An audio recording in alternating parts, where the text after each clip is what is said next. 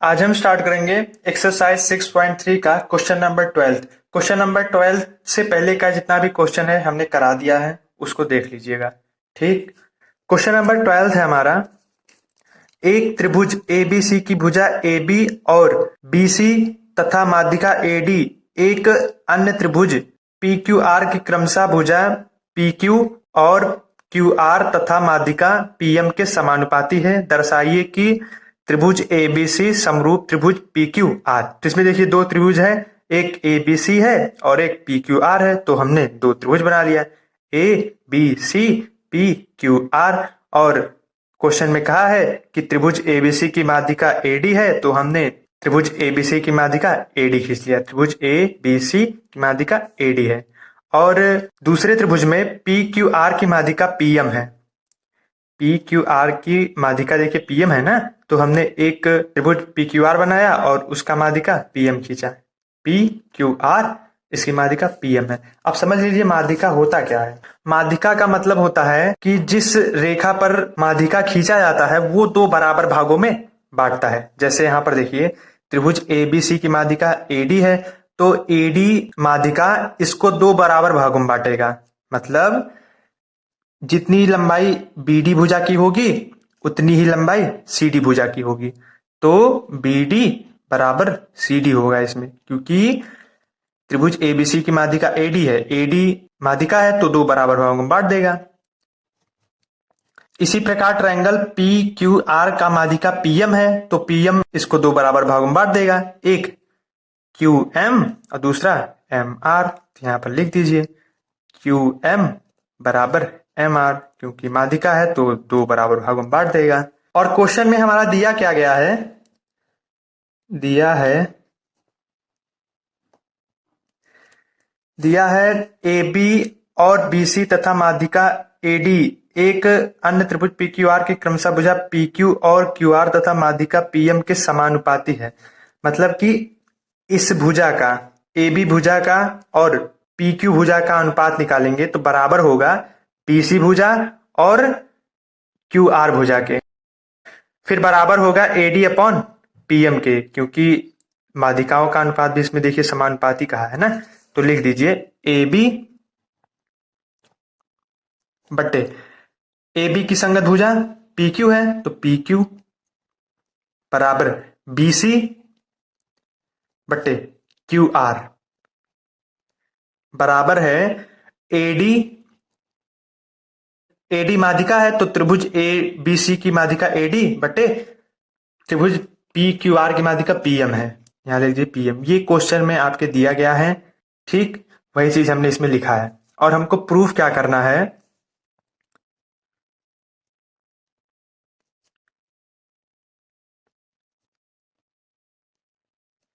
Triangle A B सी समरूप triangle P Q are. हमने सोचा इसको कैसे प्रूव किया जाए। तो यहां पर देखिए लिखा है ए बी बट्टे पी क्यू बराबर B C upon Q R. तो देखिए ए बी बट्टे पी क्यू बराबर B C upon Q R बराबर ए सी बट्टे पी आर होता तो हमारा आसानी से प्रूव हो जाता है। अगर यहाँ पर ए डी बट्टे पी एम के जगह पर ए सी अपॉन पी आर होता, क्योंकि ए सी की संगत भुजा पी आर है ना, तो हमारा संगत भुजाओं का अनुपात क्या आ जाता बराबर, तो हमारा प्रूव हो जाता। लेकिन क्वेश्चन में ऐसा नहीं दिया गया है, तो हमने सोचा अब कैसे किया जाए। तो यहां पर आप काम कीजिए ना, इस ट्रायंगल को ए बी डी और पी क्यू एम ट्रायंगल को समरूप दिखा दीजिए। क्योंकि जब इन दोनों ट्रायंगल को समरूप दिखा देंगे, इस ट्रायंगल को और इस ट्रायंगल को, तो ये दोनों ट्रायंगल क्या हो जाएंगे समरूप, और कोण बी कोण क्यू के बराबर आ जाएगा, क्योंकि समरूप त्रिभुज के संगत कोण बराबर होते हैं। तो कोण बी बराबर कोण क्यू आ जाएगा और दो भुजाओं का अनुपात देखिए बराबर दिया गया है। तो देखिए इसमें A B upon P Q बराबर B C upon Q R है, ए बी बट्टे पी क्यू बराबर B C upon Q R है। तो दो भुजाओं का अनुपात देखिए बराबर दिया है और एक कोण हमारा बराबर आ जाएगा, कोण बी बराबर कोण क्यू। तो ट्रायंगल ए बी सी और पी क्यू आर में हमारा समरूप हो जाएगा, क्योंकि ये भुजा है, ये भुजा है और ये एक कोण है। तो एस ए एस समरूपता नियम से एबीसी समरूप हो जाएगा पी क्यू आर के। ठीक, प्रमाण ए बी बट्टे पी क्यू बराबर P C upon Q R बराबर ए डी बट्टे पी एम। देखिए हमने क्या कहा था, हमने कहा था इस बी सी को हटाकर बी डी लाना है और इस क्यू आर को हटाकर क्यू एम लाना है। अगर ऐसा हम कर देते हैं तो ये दोनों ट्रायंगल क्या हो जाएंगे, समरूप। अब हमको ये दिमाग लगाना है ना कि इस बी सी को हटा करके कैसे बी डी लाएं और इस क्यू आर को हटा करके कैसे क्यू एम लाएं। तो देखिए हम बी सी का वैल्यू निकालेंगे और क्यू आर का वैल्यू निकालेंगे। ये समझिएगा ध्यान से, क्योंकि ये क्वेश्चन का इंपॉर्टेंट स्टेप है कि BC और QR का वैल्यू कैसे निकालना है। ठीक, यहां पर देखिए BC लिखा है ना, तो BC बराबर क्या होगा, BC पूरा यहां से यहां तक है, तो अगर हम BD प्लस CD जोड़ दें, क्योंकि ये आधा और आधा ये है, दोनों को जोड़ देंगे हमारा BC आ जाएगा। ठीक, तो BC बराबर BD प्लस CD आ जाएगा, क्योंकि BD और CD को जोड़ेंगे हमारा BC आएगा ना, इसलिए। और यहां पर देखिए लिखा है BD बराबर CD, तो हम इस CD के जगह पे BD लिख सकते हैं कि नहीं, लिख सकते हैं। ठीक, तो यहां पर इस CD के जगह पे BD लिख दीजिए, क्योंकि BD CD के बराबर है ना। BC बराबर BD प्लस BD आ जाएगा, क्योंकि CD BD के बराबर है। CD के यहाँ पे हमने BD लिख दिया। आप लोग सोच रहे होंगे कि इस BD के जगह पे क्यों CD नहीं लिखा गया, क्योंकि BD CD के बराबर है ना, तो यहाँ पर हम BD के यहाँ पे CD भी लिख सकते थे। CD यहाँ पर आ जाता, CD यहाँ पर आ जाता, तो 2CD हो जाता ना। लेकिन हमने ऐसा इसलिए नहीं किया ना, क्योंकि हमको ट्रायंगल ABD समरूप दिखाना था ट्रायंगल PQM के। अगर हम CD लिख देते BD के जगह पे, CD देखिए इस त्रिभुज में आ रहा था ना, तो हमको BD की जरूरत थी, इसलिए हमने इस CD के जगह पे BD लिखा। BD BD जोड़ दीजिए, 2BD आ जाएगा। तो BC बराबर क्या आ गया, 2BD, तो हम BC के जगह पे 2BD लिख सकते हैं, तो लिख दीजिए।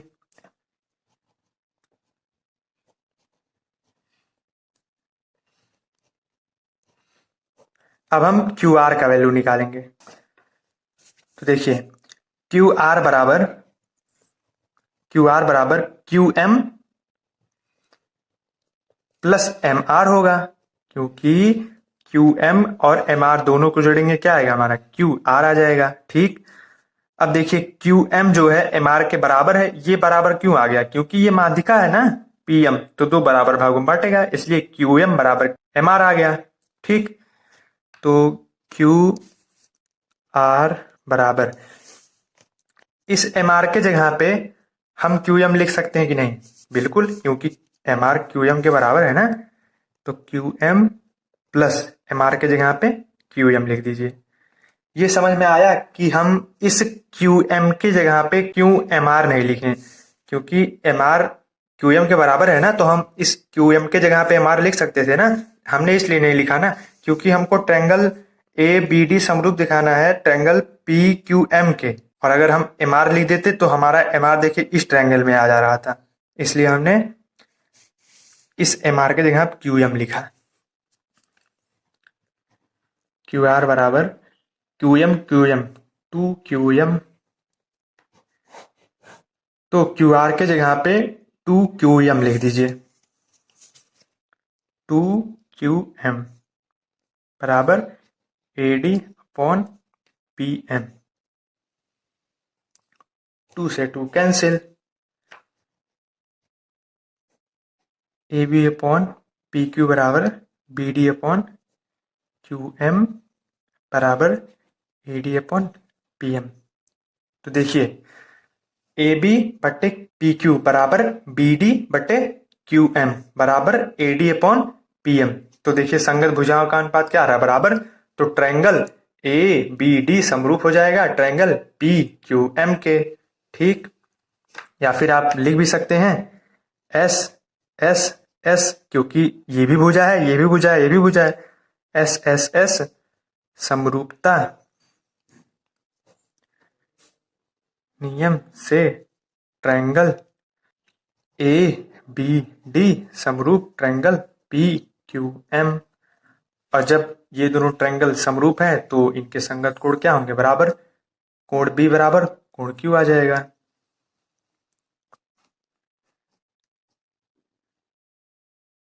क्योंकि अगर दो ट्रायंगल समरूप हैं तो उनके संगत कोण बराबर आते हैं ना, इसलिए कोण P बराबर कोण Q आ गया। अब हम ट्रायंगल ABC और ट्रायंगल PQR में कंपैरिजन कराएंगे। कंपैरिजन कराने के बाद फिर उसमें हम समरूप दिखाएंगे।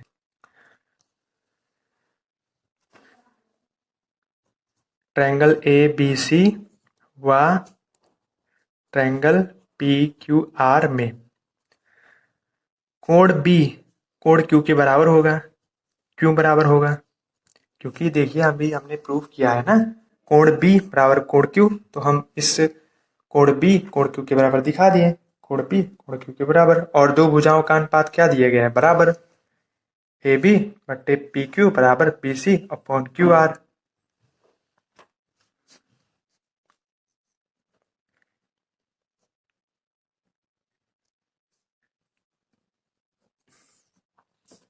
ये भुजा है, ये भुजा है, ये कोण है, तो SAS समरूपता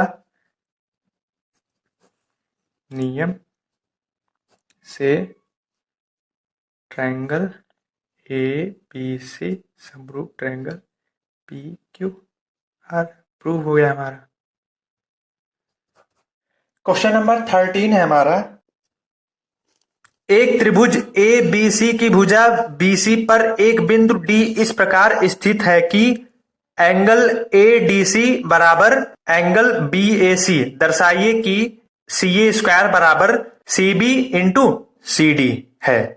तो इसमें देखिए लिखा है एक त्रिभुज ABC, तो हमने एक त्रिभुज ABC बनाया, और लिखा है BC पर एक बिंदु D इस प्रकार है, तो हमने BC रेखा पर एक बिंदु D लिया, तो हमने D बिंदु को A से मिला दिया। और क्वेश्चन में आपके कहा है एंगल ADC, मतलब ADC कहां पर है? ADC ये वाला कोण बराबर है एंगल BAC। BAC यहां पर है। देखिए जो बीच में रहता है वही वाला एंगल माना जाता है, ठीक। तो इसमें देखिए ADC लिखा है, तो D देखिए यहां पर है ना, ADC यहां पर है ना, तो ये वाला एंगल बराबर होगा BAC। यहां पर देखिए A लिखा गया है ना, बीच में जो रहता है वही वाला एंगल लिया जाता है, तो बीच में देखिए हमारा A है, तो BAC कहां पर है? BAC यहां पर है, तो ये एंगल इस एंगल के बराबर है। तो हमको प्रूफ करना है CA स्क्वायर बराबर CB इंटू CD। तो हमने सोचा इसको कैसे प्रूफ किया जाए। तो यहां पर देखिए लिखा है CA स्क्वायर, तो हमने सोचा ना कि कोई ट्रायंगल इसमें पहले समरूप दिखाया होगा, क्योंकि अगर ट्रायंगल समरूप हुआ होगा तो उनके भुजाओं का अनुपात क्या आया होगा? बराबर। जब बराबर आया होगा तो बटे में आया होगा, मतलब कि ऐसे जैसे कोई ट्रायंगल होगा वो समरूप दिखा दिया होगा, तो हमारा भुजाओं का अनुपात क्या आएगा? बराबर। तो यहां पर भी CA आया होगा, AC आया होगा, और यहां पर कोई चीज होगा, भुजाओं का अनुपात जो भुजा लिया जाएगा उसके अनुसार होगा ना। इसी प्रकार यहां पर भी CA होगा, या AC CA दोनों एक ही चीज है। तो देखिए CA दोनों का मल्टीप्लाई कराएंगे, हमारा जाएगा CA स्क्वायर। तो हमने सोचा कि पहले दो ट्रायंगल को समरूप दिखाना है, लेकिन कौन से ट्रायंगल को समरूप दिखाना है ये हमको पता लगाना है। तो देखिए क्या करते हैं ना, हम दो ट्रायंगल को समरूप दिखाएंगे। कौन कौन से? एक ADC और BAC, क्योंकि देखिए एंगल ADC और BAC में दोनों में देखिए AC आ रहा है। अगर दोनों को संगत भुजाओं का अनुपात बराबर दिखाएंगे तो AC उसमें भी आएगा, AC इसमें भी आएगा, तो AC का मल्टीप्लाई कराएंगे, AC स्क्वायर आ जाएगा, हमारा प्रूव हो जाएगा। इसलिए हमने ऐसा किया। ट्रायंगल ADC ये दोनों ट्रायंगल हम समरूप दिखाएंगे। ट्रायंगल BAC, तो देखिए ये दोनों एंगल दिया ही गया है क्वेश्चन में, तो इन दोनों को बराबर दिखा दीजिए। ADC बराबर ट्रायंगल BAC, ब्रैकेट में लिख दीजिए, दिया है। और देखिए कोण C, मतलब इसमें भी C है, इसमें भी C है, C उभयनिष्ठ हो जाएगा। एंगल C बराबर एंगल C। कोण D, कोण A के बराबर आ गया, कोण C के बराबर आ गया। तो हमने आपको बताया था कि अगर दो त्रिभुज में दो कोण बराबर हैं तो तीसरा भी आपस में क्या आएगा? बराबर आएगा। कोण डी कोण ए के बराबर आएगा, कोण सी के बराबर है तो कोण ए कोण बी के बराबर आ जाएगा। तो देखिए एंगल एंगल एंगल तो ए ए ए समरूपता नियम से ट्रायंगल ए डी सी समरूप ट्रायंगल बी ए सी।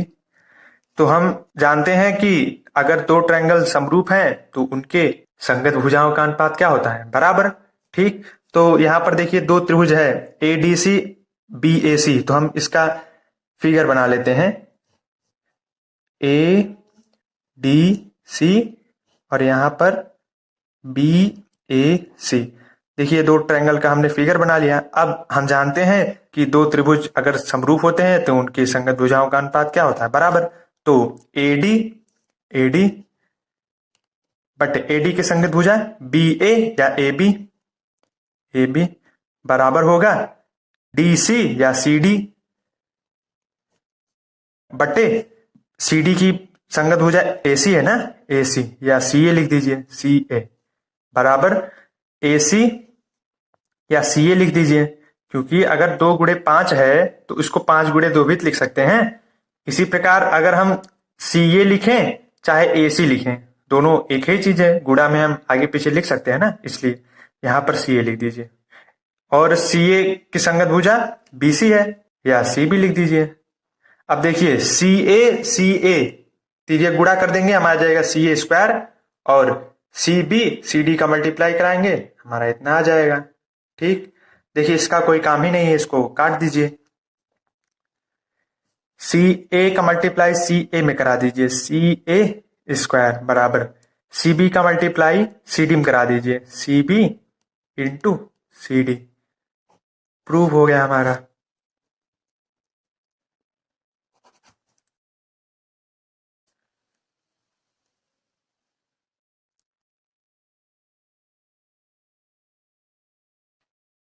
क्वेश्चन नंबर 14 है हमारा। एक त्रिभुज ए बी सी की भुजा ए बी और ए सी तथा माध्यिका ए डी एक अन्य त्रिभुज पी क्यू और पी आर तथा माध्यिका पी एम के क्रमशः समानुपाती हैं। दर्शाइए कि त्रिभुज ए बी सी समरूप त्रिभुज पी क्यू आर। जिसमें देखिए दो त्रिभुज हैं A B C P Q R, तो हमने दो त्रिभुज बना लिया A B C P Q R. और आपके क्वेश्चन में कहा है कि माध्यिका एडी है, तो हमने एक माध्यिका एडी बना लिया।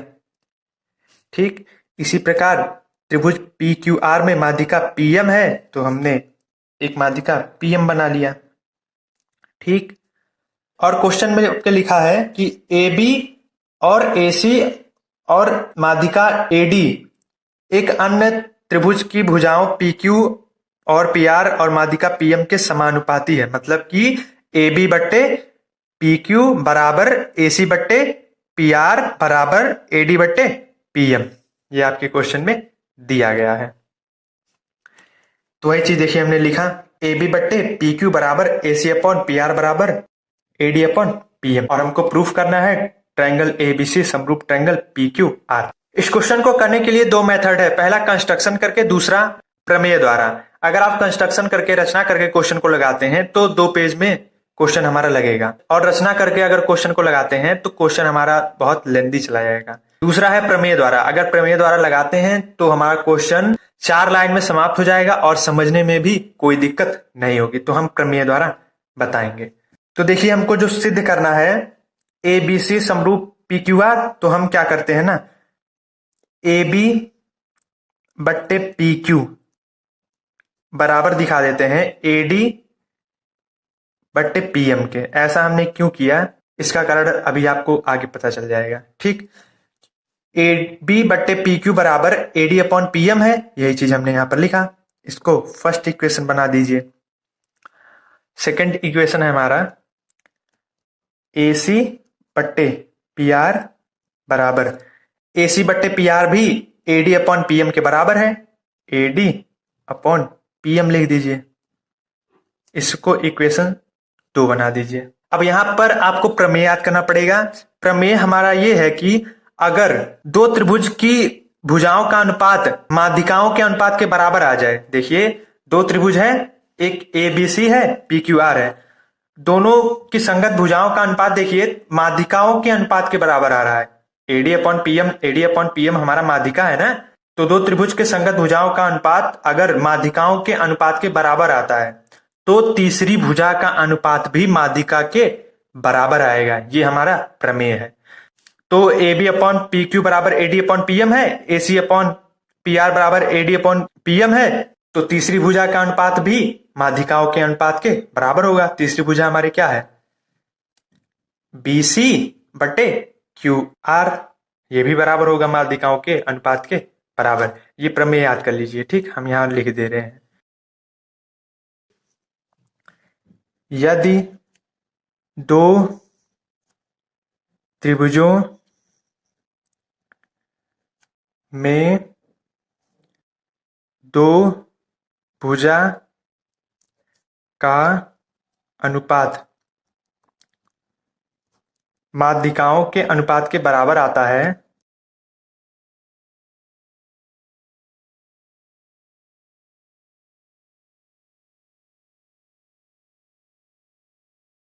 तो तीसरे भुजा का अनुपात भी, ये आप लोगों ने क्लास 9 में पढ़ा होगा, क्लास 9 में इसका प्रूफ भी है, ठीक।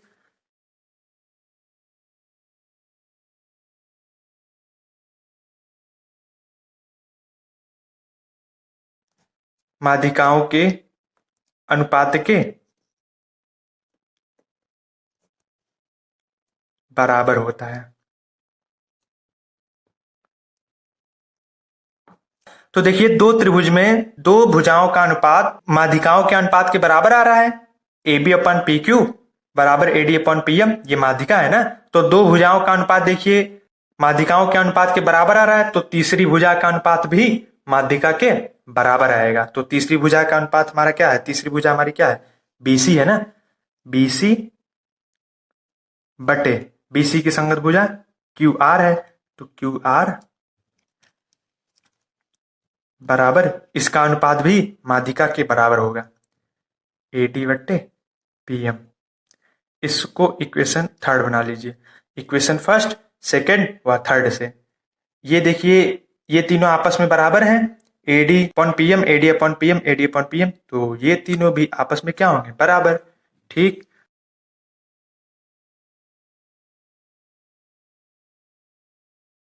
ये तीनों आपस में क्या होंगे? बराबर। ए बी बट्टे पी क्यू बराबर A C upon P R बराबर P C upon Q R. देखिए संगत भुजाओं का अनुपात क्या आ रहा है? बराबर। ए बी बट्टे पी क्यू बराबर A C upon P R, A C की संगत भुजा पी आर है, पी आर बराबर B C upon Q R, B C बटे क्यू आर। संगत भुजाओं का अनुपात क्या आ रहा है? बराबर, इसलिए ये दोनों त्रिभुज क्या होंगे? समरूप। या फिर लिख दीजिए S S S, side side side, समरूपता नियम से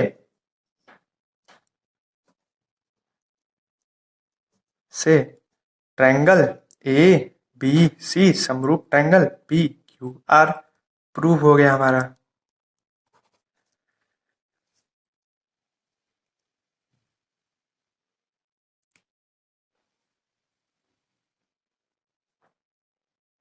क्वेश्चन नंबर 15 है हमारा, 6 मीटर वाले एक ऊर्ध्वाधर स्तंभ, तो हमने एक 6 मीटर का ऊर्ध्वाधर स्तंभ बना लिया। ऊर्ध्वाधर स्तंभ की छाया की लंबाई कितना दिया गया है? 4 मीटर। हमने 4 मीटर का छाया बना लिया इसका, इसको मिला दीजिए। और उसी समय एक मीनार की छाया की लंबाई 28 मीटर है, मतलब कि दो स्तंभ है, एक स्तंभ यहाँ पर, एक स्तंभ हम यहाँ पर दूसरा बना ले रहे हैं, क्योंकि क्वेश्चन में कहा है दो स्तंभ है। इस स्तंभ की छाया की लंबाई 28 मीटर है, तो हमको इस स्तंभ की ऊंचाई निकालना है।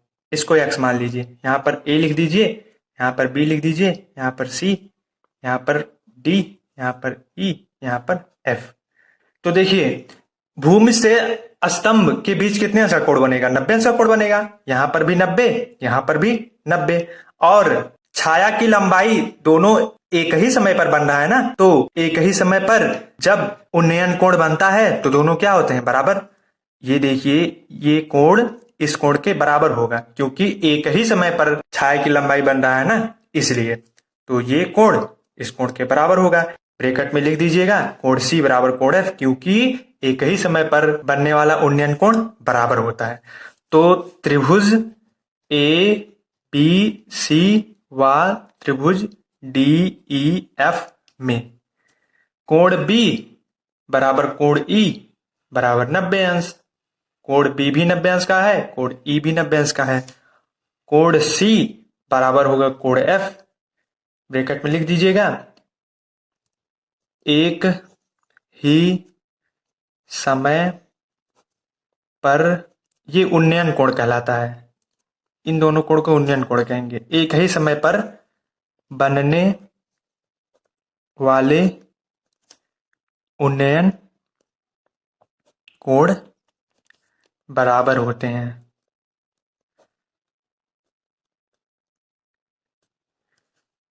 और देखिए, कोण बी कोण ई के बराबर आ गया, कोण सी कोण एफ के बराबर आ गया, कोण ए कोण डी के बराबर आ जाएगा। क्यों आ जाएगा? क्योंकि हमने आपको बताया था कि अगर दो त्रिभुज में दो कोण बराबर हैं तो तीसरे भी आपस में क्या हो जाएंगे? बराबर। कोण बी कोण ई के बराबर है 90 अंश से, कोण सी कोण एफ के बराबर है, क्योंकि एक ही समय पर बनने वाला उन्नयन कोण बराबर होता है। कोण ए कोण डी के बराबर हो जाएगा। तो ए समरूपता नियम से त्रिभुज ए बी सी समरूप त्रिभुज डी ई एफ, जब ये दोनों त्रिभुज समरूप है तो इनके संगत भुजा का अनुपात क्या होगा? बराबर। तो ए बी बट्टे डी ई बराबर होगा बी सी बट्टे ई एफ बराबर ए सी बट्टे डी एफ के। देखिए, हमको x का मान निकालना है ना, तो x का मान निकालने के लिए अगर हम इसको बराबर ना दिखाएं तो भी हमारा x का मान निकल जाएगा, क्योंकि इसका लंबाई तो दिया ही नहीं गया है। ना तो AC का लंबाई दिया है, ना तो DF का लंबाई दिया गया है, तो इसको हम लोग नहीं लिखेंगे। तो AB का लंबाई कितना है? 6 है, DE x है, BC 4 है, EF 28, 4 एकम 4, 4 सत्ते 28। तो x का गुणा 1 पे कराएंगे, हम आ जाएगा x बराबर 6 का गुणा 7 कराएंगे, 6 सत्ते 42, 6 सत्ते 42 होता है ना, तो यहां पर 42 लिख दीजिए। तो x बराबर 42 मीटर।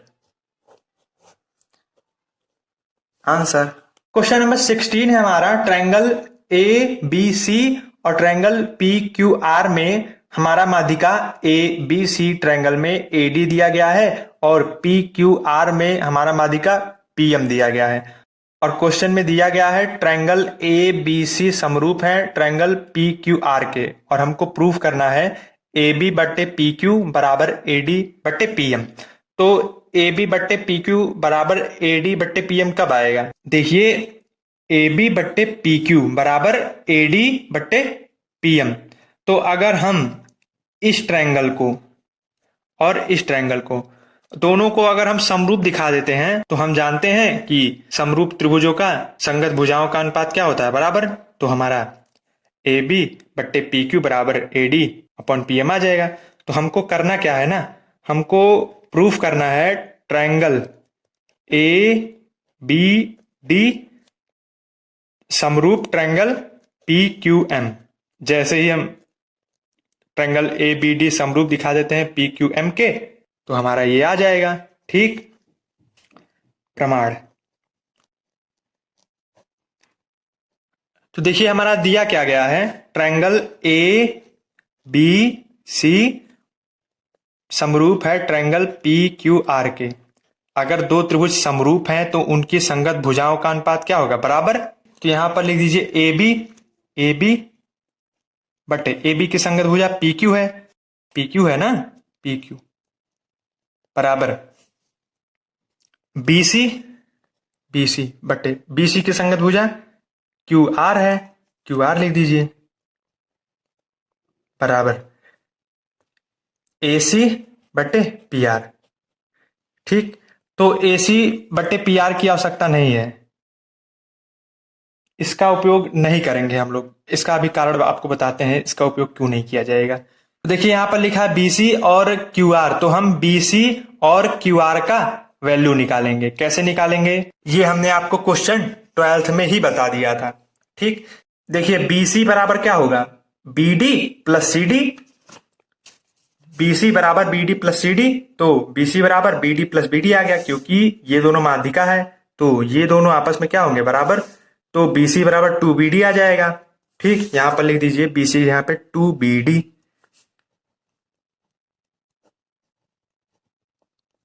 2BD अपॉन QR है, तो QR का वैल्यू भी निकाल लीजिए। QR का वैल्यू हमने क्वेश्चन 12th में ये बताया था, उसको देख लीजिएगा, फिर आपको कोई प्रॉब्लम नहीं आएगा। तो QR का वैल्यू जब हम निकालेंगे हमारा आ जाएगा 2QM। देखिए QR बराबर QM प्लस MR होगा, तो वही चीज हमने लिखा, QR बराबर QM प्लस MR। MR के जगह पे हमने QM लिख दिया, क्योंकि ये दोनों आपस में बराबर है ना, QM और MR। तो हमने इस MR के जगह पे QM लिख दिया, QM यहाँ पर भी है, QM यहाँ पर भी है, तो 2QM आ जाएगा। ठीक, यहाँ पर लिख दीजिए 2QM, 2 से 2 कैंसिल, AB बट्टे PQ बराबर BD अपॉन QM। इसको हमने इसलिए नहीं लिया ना, क्योंकि देखिए हमको प्रूफ करना है त्रिभुज ABD समरूप त्रिभुज PQM। तो अगर हम AC अपॉन PR लिख लेते हैं तो देखिए हमारा ये त्रिभुज समरूप नहीं हो पाता ना, इसलिए हमने इसको नहीं लिया। और देखिए कोण B कोण Q के बराबर होगा, क्योंकि त्रिभुज ABC समरूप है त्रिभुज PQR के, तो कोण B कोण Q के बराबर होगा, संगत कोण। समरूप त्रिभुज के संगत कोण बराबर होते हैं ना, इसलिए कोण B बराबर कोण Q। तो भुजाओं का अनुपात बराबर है और कोण B कोण Q के बराबर है, तो त्रिभुज ABD समरूप आ जाएगा त्रिभुज PQM के। ये भुजा है, ये कोण है, तो SAS समरूपता नियम से त्रिभुज ABD समरूप त्रिभुज PQM। जब ये दोनों त्रिभुज समरूप है तो इनकी संगत भुजाओं का अनुपात क्या होगा, बराबर। ठीक, AB बट्टे PQ बराबर, ये दोनों त्रिभुज समरूप है ना,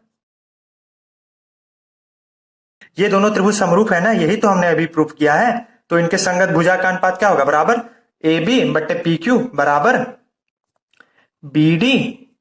BD बट्टे QM बराबर होगा AD बट्टे PM। क्योंकि हमको प्रूफ करना है AB बट्टे PQ बराबर AD अपॉन PM, तो इसको हम हटा देंगे, इसकी कोई जरूरत ही नहीं। AB बट्टे PQ बराबर AD अपॉन PM, यही प्रूफ करना था, प्रूफ हो गया हमारा।